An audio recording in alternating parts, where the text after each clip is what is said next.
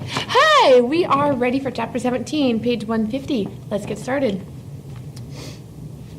So he turned back to his campsite and looked to the wreckage. He had a lot to do. Rebuild his shelter, get a new fire going, find some food or get ready to find some food, make weapons, and he had to work slowly because his ribs hurt. First things first, he tried to find some dry grass and twigs, then peeled bark from a nearby birch to shred into a fire nest. He worked slowly, but even so, with his new skill, he had a fire going in less than an hour. The flames cut the cool, damp morning, crackled, and did much to bring his spirits up, not to mention chasing away the incessant mosquitoes.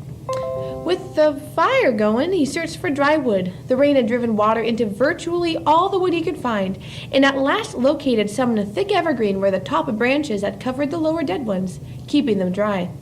He had great difficulty breaking them, not being able to pull much with his arm or chest muscles, but finally got enough to keep the fire going all day and into the night.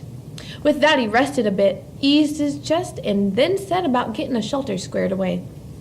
Much of the wood from the original wall was still nearby, and up in the back of the ridge he actually found a major section of the weave still intact.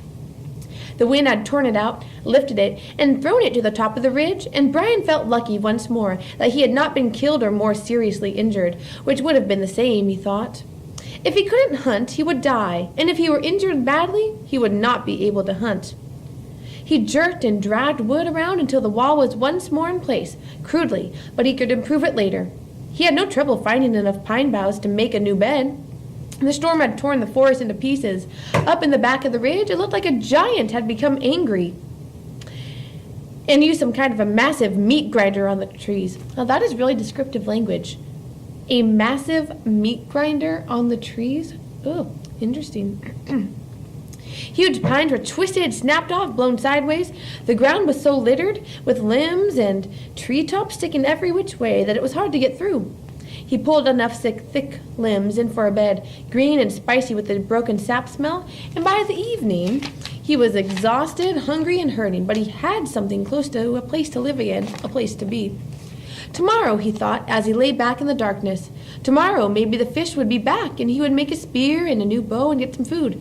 Tomorrow he would find food and refine the camp and bring things back to sanity from the one completely insane day. He faced the fire. Curving his body, he rested his head on his arm and began to sleep when a picture came into his head. The tail of the plane sticking out of the water. There it was, the tail sticking up, and inside the plane, near the tail somewhere, was the survival pack. It must have survived the crash because the plane's main body was still intact. That was the picture, the tail sticking up and the survival pack inside, right there in his mind as he dozed. His eyes snapped open.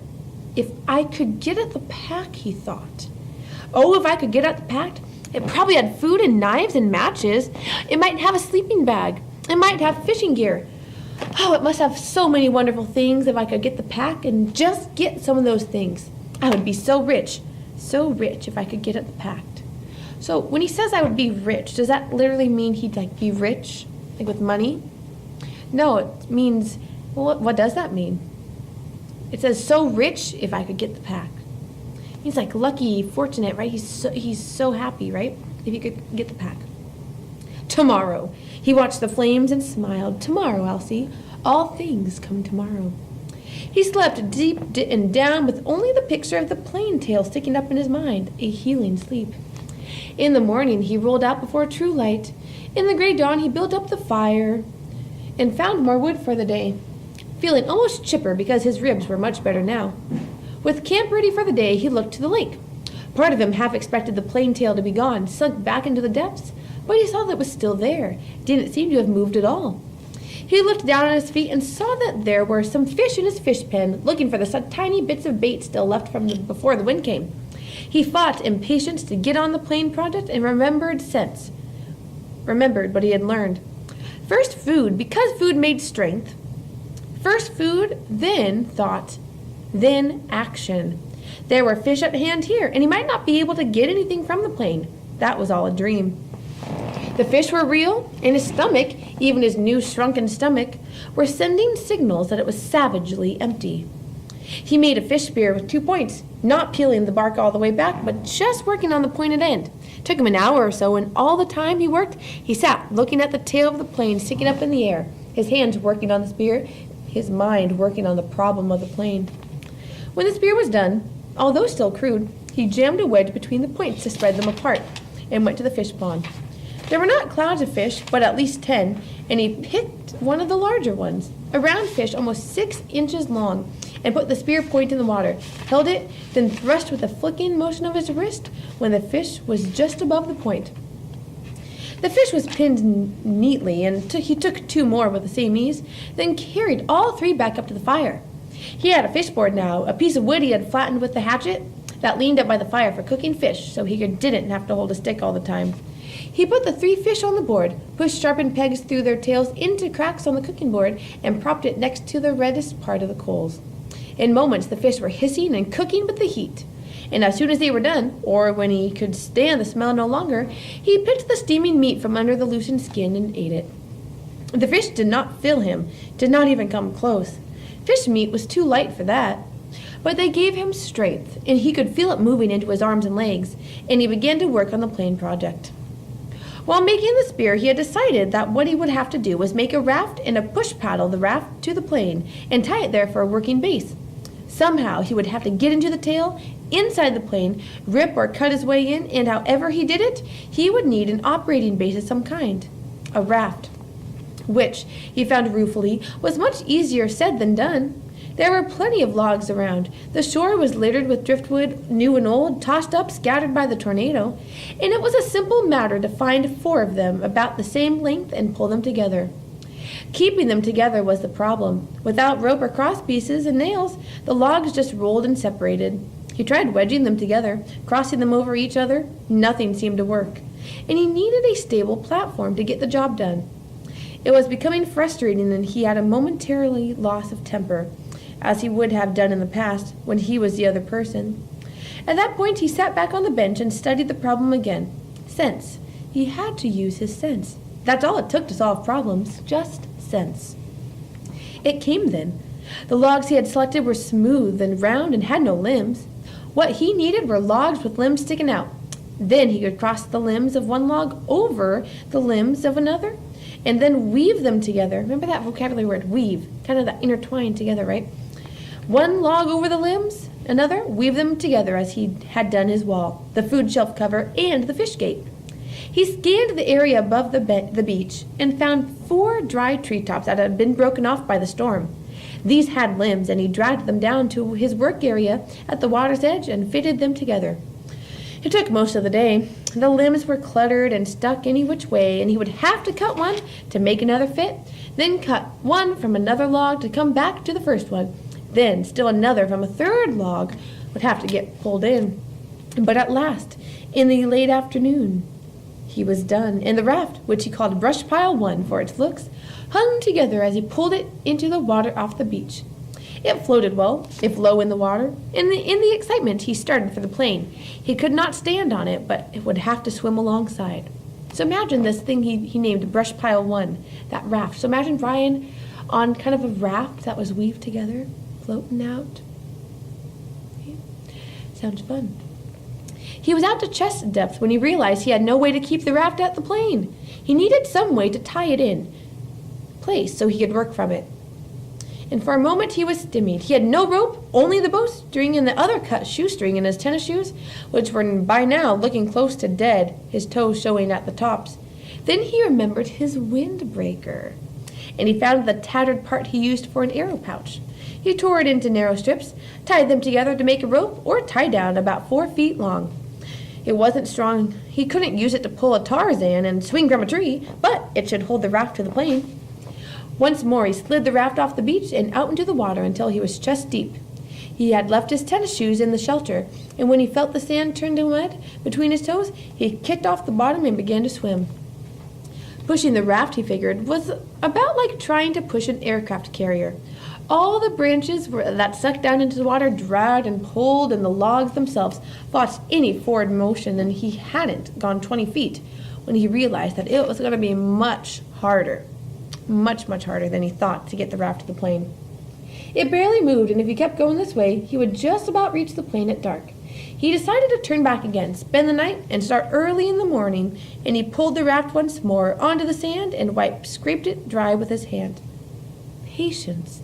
He was better now, but impatience still ground on him a bit, so he sat on the edge of the fish pond with a new spear and took 3 more fish, cooked them up, and ate them, which helped to pass the time until dark. He also dragged in more wood, endless wood, and then relaxed and watched the sunset over the trees in the back of the ridge. West, he thought. I'm watching the sunsets in the west, and that was north where his father was, and that way east and that way south, and somewhere to the south and east his mother would be. The news would be on the television.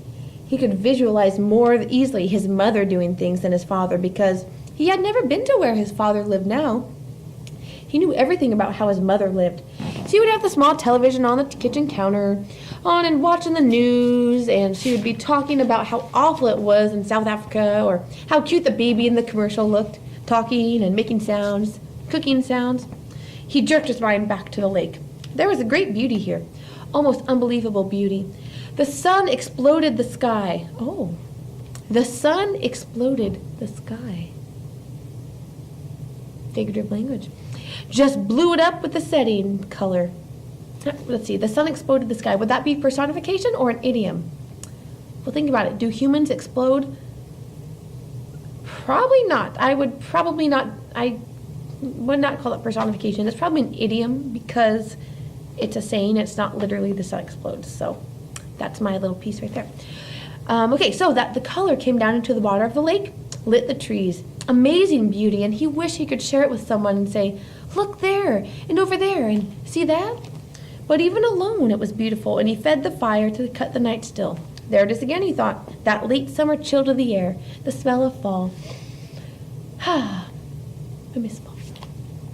He went to sleep thinking kind of a reverse question. He did not know if he would ever get out of this, could not see how it might be, but if he did somehow get home and go back to living the way he had lived, would it just be the opposite? Would he be sitting watching TV and suddenly think about the sunset up in the back of the ridge and wonder how the color looked in the lake? Sleep. In the morning, the chill was more pronounced and he could see tiny wisps of vapor from his breath.